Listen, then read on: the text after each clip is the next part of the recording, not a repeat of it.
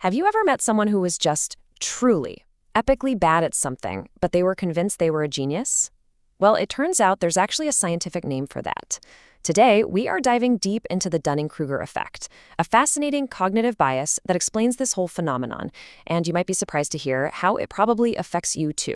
Okay, to kick things off, I've got a story for you. And this story sounds like it's straight out of a comedy movie, but I promise you, this actually happened. You're not going to believe this one.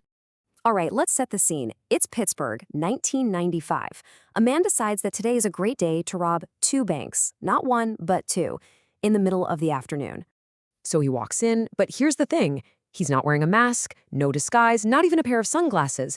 He makes absolutely no attempt to hide who he is. In fact, he does the exact opposite of hiding. He strolls up to the security cameras, looks right into the lens, and gives them a big, cheesy grin before walking out. So, of course, it didn't take police very long to find him. But when they showed up at his house later that night to arrest him, the guy was just completely baffled. He couldn't understand how they caught him. And as they're putting the cuffs on him, he mumbles something that explains his entire master plan. He says, "But I wore the juice." His logic was, well, you gotta hear this. He knew that lemon juice can be used as invisible ink. So, naturally, he figured that if he smeared lemon juice all over his face, he would become invisible to security cameras. He was 100% certain this plan was foolproof. The police checked him out. He wasn't drunk, he wasn't high, he wasn't unwell. He was just incredibly, confidently wrong. And this bizarre little story actually got the attention of some researchers and made them ask a really important question. So yeah, that whole lemon juice incident led two social psychologists, David Dunning and Justin Kruger, to really dig into this strange link between a person's confidence and their actual competence. They designed this really clever study. They gave a bunch of students tests on things like grammar, logical reasoning, and even humor. But then, after the test, they asked each student a really simple question. So, how do you think you did? Rank yourself compared to everyone else. And what they found was wild. The students who scored the absolute worst, they didn't just think they did okay. No, they were totally convinced they had performed way above average. But on the flip side, the students who were the top performers, they actually underestimated how well they did, kind of assuming that if it was easy for them, it must have been easy for everybody. And this discovery led them to define what we now call the Dunning-Kruger Effect. The researchers called it a double curse. It's a double whammy.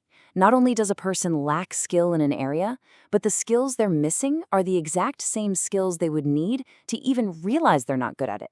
In other words, they're so incompetent they can't even see their own incompetence. So why does our brain do this to us? Let's use a really simple analogy to wrap our heads around what's actually going on here. Okay, so meet Mike. He's just gotten into photography. This small box here represents everything he knows about taking pictures. Now, because Mike's experience is still pretty small, he assumes that the entire world of photography isn't much bigger than what he's already learned.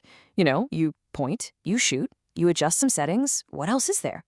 So, from Mike's point of view, he feels like he knows almost everything, maybe 90% of it.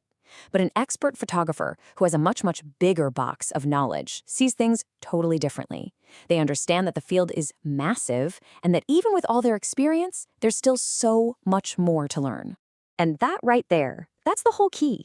Being an expert doesn't just mean you know a lot of stuff. It means you are deeply aware of how much you don't know. Mike, our amateur, is blissfully unaware of his own ignorance.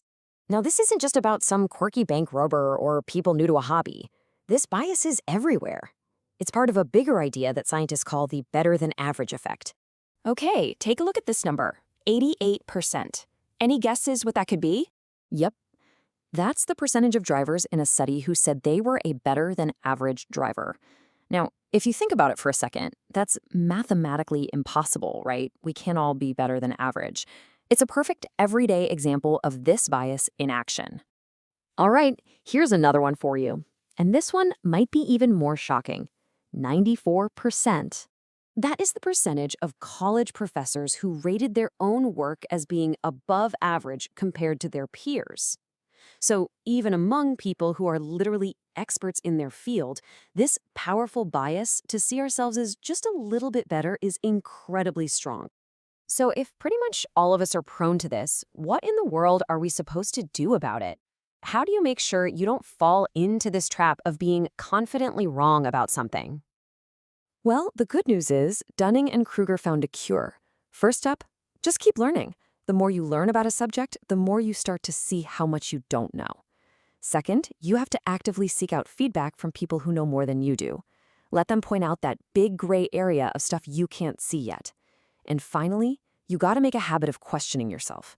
Challenge that little voice in your head that insists you're always right.